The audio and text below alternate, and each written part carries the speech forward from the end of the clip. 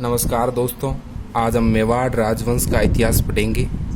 मेवाड़ राजवंश ध्यान रखना। मेवाड़ राजवंश सबसे पहले तो हम पढ़ेंगे मेवाड़ किसे कहते हैं। ध्यान रखना, ये चीज़ बेसिक चीज़ है, आपको ध्यान रखनी अवश्य है। मेवाड़ जो कि उदयपुर, राजसमंद, भीलवाड़ा और प्रतापगढ़ इनके जो आसपास का क्षेत्र है उसे मेवाड़ कहते हैं। और ध्यान रखना, इसे मेवाड़ ही क्यों कहते हैं, क्योंकि इन पर मेव जाति द्वारा रक्षित, इसका अर्थ होता है मेव जाति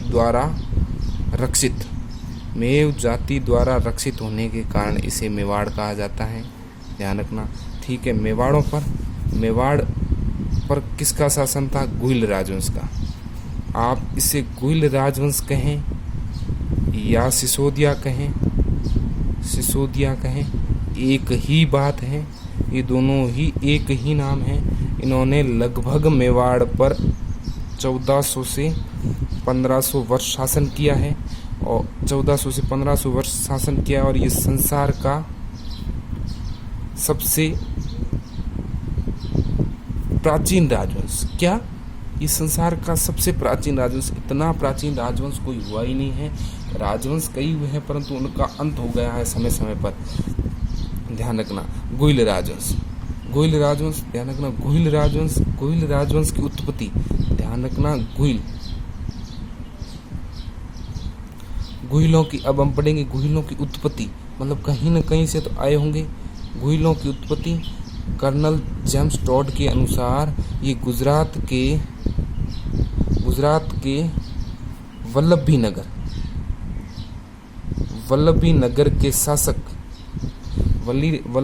के शासक शीलादित्य के, गुजरात के वल्लभी नगर के शासक शीलादित्य के पुत्र थे, जबकि जो कि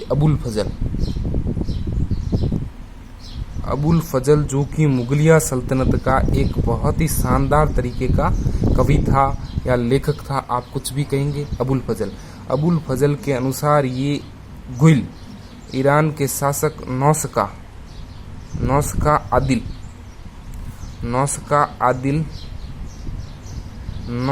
आदिल की संतान थे। तो देखिए, ध्यान रखना दोस्तों, इन गुहिलों के बारे में अलग अलग विद्वानों का अलग अलग मत है। ये इस प्रकार के सवाल नहीं आते, ये बेसिक इन्फॉर्मेशन के लिए मैंने आपको बताया था।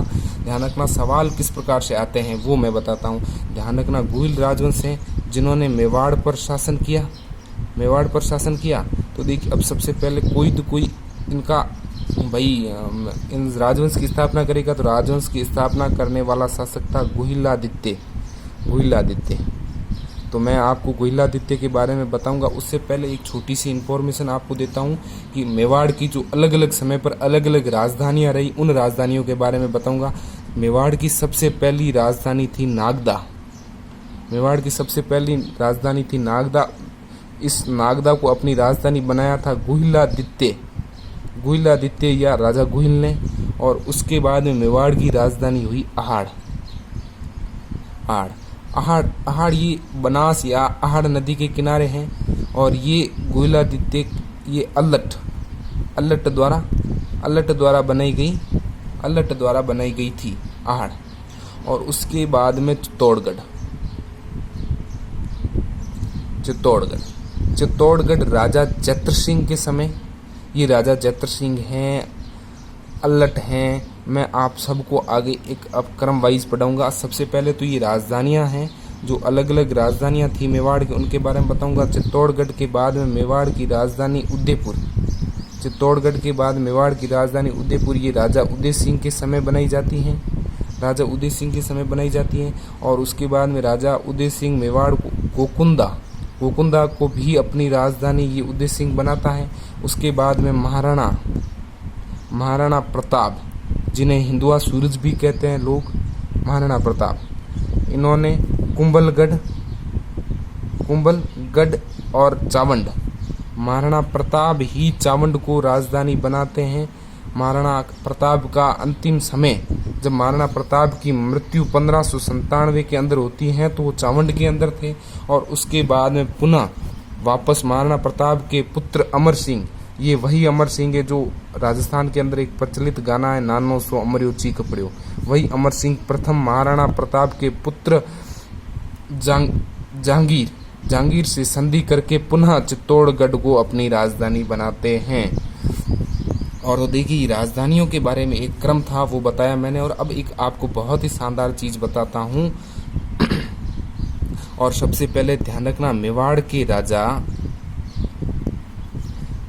के राजा अपने आप को सूर्यवंशी कहते थे। क्या कहते थे? सूर्यवंशी, अर्थात सूर्य की संतान कहते थे। और ध्यान रखना इनके कुल देवता मेवाड़ राजवंश के जो भी शासक हुए, अर्थात सिसोदिया राजघराने के शासक, गोइल राजघराने के शासक, इनके कुल देवता थे एकलिंग जी। एकलिंग जी का मंदिर कहाँ पर है, किनके द्वारा स्थापित किया गया और किनके आशीर्वाद से किया गया वो भी बताऊंगा। और ये एकलिंग जी के दीवान, अपने मेवाड़ राजवंश के जितने भी राजा थे वो मेवाड़ की राजगद्दी पर एकलिंग जी के दीवान के रूप में बैठते थे, अर्थात अपने आप को राजा नहीं मानते थे, वो मेवाड़ का असली राजा एकलिंग जी को मानते थे। और अब सबसे पहले तो हम गुहिल के बारे में पढ़ेंगे, राजा गुहिल। ध्यान रखना, देखिए बहुत से जो यूट्यूब पर क्लासेस चलती है तो वो बहुत से सन और बहुत सारी ऐसी चीज़ें बता कर अपने वीडियो को बड़ा करते हैं, इसलिए मैं बेफालतू की चीज़ें नहीं बताऊंगा, आपको वही चीज़ें मैं बताऊंगा जो एग्जाम की दृष्टि से महत्वपूर्ण हो। तो राजा गुहिल देखिए मैं आपको एग्जैक्ट डेट भी बता देता हूँ, 566 ईस्वी के अंदर ये मेवाड़ राजवंश पर गुहिल वंश की स्थापना करते हैं। इनका पूरा नाम था गुहिलादित्य।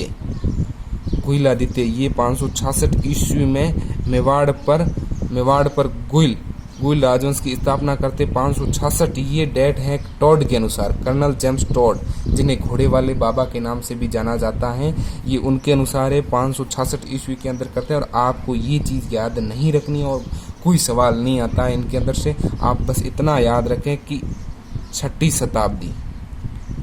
शताब्दी के अंदर मेवाड़ पर सिसोदिया राजघराने की स्थापना होती है।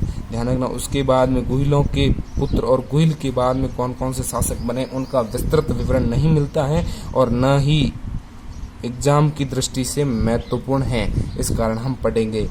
गुहिल आपको इतना ही पढ़ना है कि ये संस्थापक था, मेवाड़ राजवंश का संस्थापक था। इसे आदि पुरुष भी कहते हैं, मेवाड़ राजवंश का क्या कहते हैं? आदि पुरुष भी कहते हैं, ठीक है।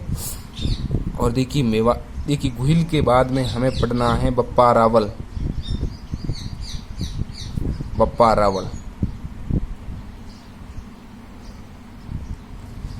ध्यान रखना, बप्पा रावल को काल भोज के नाम से भी जाना जाता है। बप्पा रावल को काल भोज के नाम से भी जाना जाता है। और ये बप्पा रावल 8वीं शताब्दी में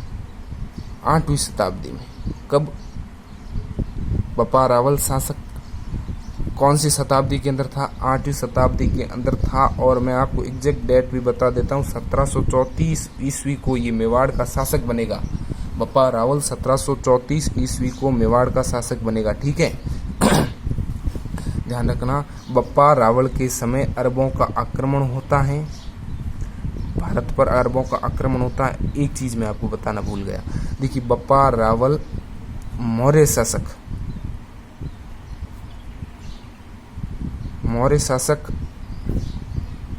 मान मौर्य को हराकर, बप्पा रावल मान मौर्य को हराकर मेवाड़ पर अधिकार करता है, अर्थात चित्तौड़गढ़ पर इसका अधिकार होता है। ध्यान रखना, ये देखिए अब चीज है, बाकी ये चीज भी बतानी पड़ेगी आपको कि हरित ऋषि जो कि थे गुरु, बप्पा रावल के हरित ऋषि गुरु थे। हरित ऋषि के आशीर्वाद से बप्पा रावल मेवाड़ पर शासन करता है, मेवाड़ का राजा बनता है हरित ऋषि के आशीर्वाद से, ठीक है। और हरित ऋषि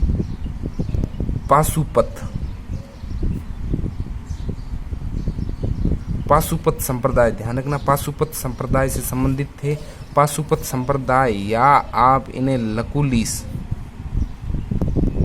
लकुली संप्रदाय या ये लकुली संप्रदाय से संबंधित थे। पाशुपत या लकुली संप्रदाय के लोग भगवान शिव, अनादिदेव भगवान शिव की पूजा करते हैं। भगवान शिव की पूजा करते हैं, तो इसलिए यही भगवान शिव एकलिंग जी के नाम से मेवाड़ के अंदर, एकलिंग जी के नाम से मेवाड़ में विराजमान हैं। एकलिंग जी कहें या भगवान शिव कहें, एक ही हैं। ये मेवाड़ के क्या हैं? कुल देवता हैं। तो भाई कुल देवता होगा तो मेवाड़ के अंदर इनका मंदिर होगा। तो मेवाड़ के अंदर इनका मंदिर है कैलाशपुरी के अंदर। कहाँ पर है? कैलाशपुरी। ये कैलाशपुरी कहाँ है? ये कैलाशपुरी उदयपुर है। देखिए, तो ये मंदिर है, तो मंदिर का निर्माण किसी न किसी करवाया होगा। तो ये मंदिर का निर्माण बप्पा रावल द्वारा होता है। बप्पा रावल जब मेवाड़ का शासक बनता है तो ये हरित ऋषि के आशीर्वाद से इस मंदिर का निर्माण करवाता है बप्पा रावल। और बप्पा रावल को ही मेवाड़ राजवंश का वास्तविक संस्थापक माना जाता है। बप्पा रावल को ही मेवाड़ राजवंश का वास्तविक संस्थापक माना जाता है। और बप्पा रावल के बाद में राजा अल्हट और अल्हट के बाद में उसके वंशजों के बारे में हम विस्तृत अध्ययन अगले वीडियो के अंदर करेंगे। धन्यवाद।